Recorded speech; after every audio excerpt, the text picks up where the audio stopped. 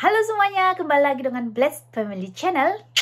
Kali ini aku mau berbagi cerita dengan kalian gimana sih caranya kalau kita itu sedang FS terus kita itu mau kursus bahasa Jerman, tapi kita itu kekurangan duit atau kekurangan biaya atau kekurangan dana secara ya. FS itu di sini itu di Jerman uang sakunya tidak terlalu banyak ya, maksimal mungkin atau mindesten atau minimalnya mungkin dibayar, ada yang trigger bayarnya 400 euro, ada juga yang lebih tapi sekitaran 450 euro mungkin sekarang ya. Nah aku dulunya itu dibayar sekitar per bulannya itu 380 euro. Nah tentu aja kan kalau dengan 380 euro per bulan itu kita itu nggak akan duit itu nggak bakalan cukup untuk makan kita, untuk kita les bahasa Jerman, untuk kita bayar rumah kalau rumah tidak disediakan Arbeitsgeber kita atau yang memberi pekerjaan kepada kita, yang memberikan kegiatan FS itu kepada kita ya. Tentu kita mikir ya gimana caranya ya, tentu nggak ini ya, nggak cukup gitu ya. Nah gimana sih cara menanggulanginya? Pertama sekali aku mau memperjelas dulu FS itu apa. Kalian bisa lihat di video-video aku sebelumnya. Di sana aku dan teman aku sudah cerita tentang FS itu apa dan bagaimana cara melamar sebagai FS. Nah sekarang ini aku cuma mau berbagi cerita dengan kalian bagaimana cara menanggulangi kalau kita itu pengen kursus bahasa Jerman tetapi kita tidak dana kita tidak cukup gitu ya. Nah jadi dulu itu aku itu FS di Nordwalde daerah NRW selama 1 tahun 3 bulan, karena aku memperpanjang 3 bulan. Kebetulan Ausbildung aku dulu itu masuknya sekitaran bulan 8 dan FS aku itu selesainya bulan 4, jadi aku minta diperpanjang 3 bulan lagi sampai bulan Juli supaya aku bulan 8-nya bisa langsung masuk Ausbildung. Nah caranya gimana menanggulangi kalau kita itu, nah aku itu dulu kalau kamu itu mau Ausbildung kamu pasti butuh kursus bahasa Jerman B2 ya. Terus kalau kamu mau melamar Ausbildung itu mereka pasti minta sertifikat bahasa Jerman mindesten B2 gitu ya, minimal B2. Dan kamu itu mikir ya aku kan belum B2, jadi aku itu harus ngambil kursus B2 lagi, terus aku itu juga harus ujian. Nah itu kan membutuhkan duit, secara aku itu per bulannya itu dikasih dari FS itu cuma 380 euro. Nah gimana caranya ya aku itu bisa tetap kursus dan bayar kursus dan juga tetap bayar keperluan-keperluan yang lainnya gitu ya. Nah kebetulan dulu itu pas aku FS itu di surat lamaran aku di FS aku udah buat, aku itu minta tolong disediakan juga Unterkunft, disediakan rumah untuk tempat tinggal, jadi aku nggak perlu bayar. Syukur ya, jadi untuk tempat tinggal aku itu gratis, jadi nggak perlu lagi mikir ya ampun untuk bayar tempat tinggal lagi, secara duit cuma 380 euro mana cukup gitu ya. Jadi 380 euro itu bersih cukup untuk aku makan dan keperluan sehari-hari. Nah dulu itu aku jadinya FS itu aku dulu sekitar 5 tahun yang lalu, 5 tahun atau sekitar 4 tahun yang lalu, sekitar 4 tahun yang lalu ya. FS-nya itu aku di tahun 2013. Oh, udah lama banget ya. Di tahun 2013 salah, sorry. Di tahun 2013 aku itu Oipermädchen sampai 2014. Nah, di tahun 2014 benar sampai 2015 aku itu FS. Ya, kira-kira di sana aku FS-nya terus memikirkan bagaimana caranya aku itu juga harus kursus untuk aku bisa melanjutkan sekolah lagi setelah FS gitu ya. Nah terus dulu itu aku mikir aku harus bagaimana ya, dan aku kan harus kursus bahasa Jerman lagi untuk mengambil sertifikat B2, sedangkan dana aku tidak cukup secara duit, cuma 380 euro per bulannya. Terus aku mikir-mikir ya udah deh, daripada aku pusing-pusing mikirinnya, mending aku coba pergi aja ke job center.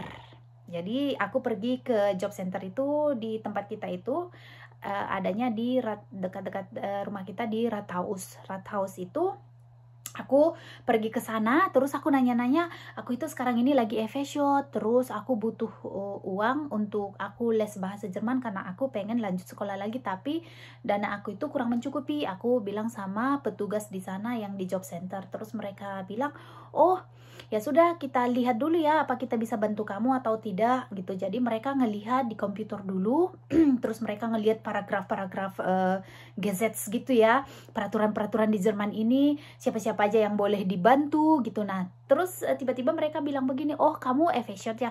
Kalau shot itu kan ya memang duit yang diterima itu, uang saku yang diterima nggak begitu banyak ya. Jadi kamu itu masih punya hak untuk menerima bantuan dari kita, kata mereka. Jadi mereka itu ngelihat terus mereka itu ngasih aku berkas Unterlagen yang harus ditandatangani, dibaca dulu.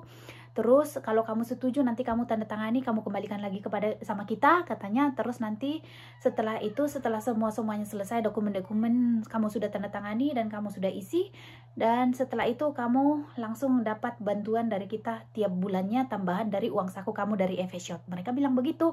Jadi aku tanda tangani, aku baca, dan setelah itu aku kembalikan lagi berkas-berkas itu. Setelah itu mereka minta uang, minta ini apa, data-data dari nomor rekening aku, nama aku, dan semuanya di mana alamat, pokoknya semuanya harus jelas. Setelah itu mereka setiap akhir bulan itu mereka itu benaran mentransfer uang sama aku setiap bulannya sampai aku selesai shot. Jadi dulu itu sekitar 1 tahun 3 bulan itu aku dibiayai sama mereka. Dan mereka tapi tidak memberikan uang itu begitu saja. Nah, aku kan pertama bilang aku itu mau ngambil sertifikat B2. Terus mereka itu bilang, ya kalau kamu mau sertifikat B2 kamu harus kasih tunjuk sama kita juga hasilnya gimana. Terus kalau nanti kamu tidak punya pekerjaan atau setelah shot kamu tidak tahu kemana gitu, kita juga bisa bantu mencarikan pekerjaan untuk kamu. Tapi kalau kamu bisa cari sendiri ya is okay. Tapi kalau tidak, kita juga bisa bantu, kata mereka. Jadi mereka itu tetap memonitoring kita ya. Jadi mereka ngelihat apa benar kita itu benar-benar les atau tidak. Tapi nggak masalah sih buat aku ya. Aku memang benar-benaran les. Aku itu ngambil, dan mereka tidak mau tahu kamu itu ngambil lesnya yang cuma sekali seminggu atau 2 kali seminggu. Pokoknya mereka tahu kamu itu suatu saat nanti bisa kasih tunjuk sama mereka kalau kamu itu benaran les dan mendapatkan sertifikat B2 contohnya begitu ya. Jadi mereka itu nggak akan ngeliat-liat kamu itu berapa jam dalam satu hari itu belajar bahasa Jerman. Mereka nggak akan tanya-tanya, cuma mereka tanyanya pada akhirnya nanti, mana sertifikat kamu yang kamu janjikan kemarin itu kalau kamu itu mau les bahasa gitu doang ya. Jadi setelah aku menerima bantuan dari mereka itu sekitar 1 tahun 3 bulan itu, nah akhirnya aku kan sudah selesai shot. Nah itu kan harus diberhentikan, dan mereka juga nanya aku itu harus datang sekali lagi sama mereka nunjukin kamu itu sudah selesai shot atau kamu punya planning yang lain, atau mereka harus bantu kamu mau ngambil mencarikan pekerjaan atau mencarikan sekolah atau mencarikan apa aja yang mereka bisa bantu gitu ya. Nah setelah itu mereka ngasih surat lagi sama aku untuk aku datang ke mereka, ke job centernya untuk ngomong-ngomong atau interview gitu. Nah udah sejauh mana aku melangkah gitu. Nah dulu itu aku kebetulan sudah dapat sekolah, tinggal masuknya gitu di bulan 8-nya aku kembali lagi sama mereka. Nah kalau kita itu Ausbildung itu kan dibiayai dari tempat kita Arbeitsgeber kita, tempat kita yang ngasih kita tempat praktikum, kita kan dikasih per bulannya. Nah aku mikir, aku coba aja dulu, siapa tahu lagi aku masih bisa minta bantuan meskipun aku sudah dapat uang saku juga dari tempat aku praktikum gitu ya. Nah aku coba kepada mereka bilang, aku udah selesai shot, tapi aku sekarang ini udah mau lanjut sekolah, mau ngambil Ausbildungnya. Dan aku juga udah dikasih sama mereka uang sekitar aku kasih tahu berapa banyak gitu ya per bulannya. Nah tapi aku mau nanya, aku masih bisa nggak minta bantuan dari kalian, atau itu tidak diperbolehkan lagi karena mungkin uang yang sudah dikasih dari tempat aku praktikum itu udah cukup atau gimana. Nah mereka bilang, oh nggak apa-apa, kita lihat dulu, siapa tahu kamu masih bisa tetap terima bantuan dari kita atau enggak. Terus mereka ngeliat di komputer, dicek di semuanya, dan mereka bilang, oh kalau kamu sudah ngambil Ausbildung dan kamu sudah dibayar dari tempat kamu praktikum, ya kamu uang yang diberikan sama mereka itu sudah lebih dari cukup, jadi kamu tidak bisa lagi minta bantuan dari kita.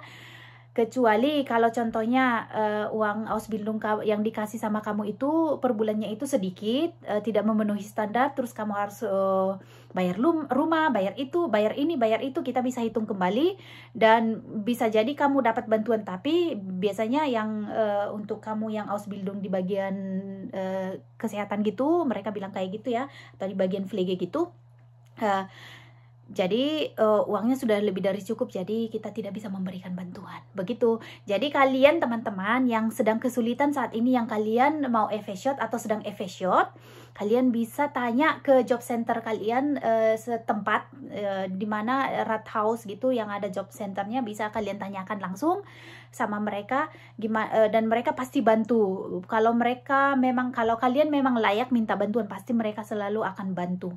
Begitu pengalaman dari aku. Terima kasih teman-teman. Kalau kalian ada pertanyaan atau ada komentar, bisa ditulis di bawah ya. Terima kasih. Jangan lupa di like, di subscribe, dan di share. Terima kasih. Dadah. Tuhan memberkati.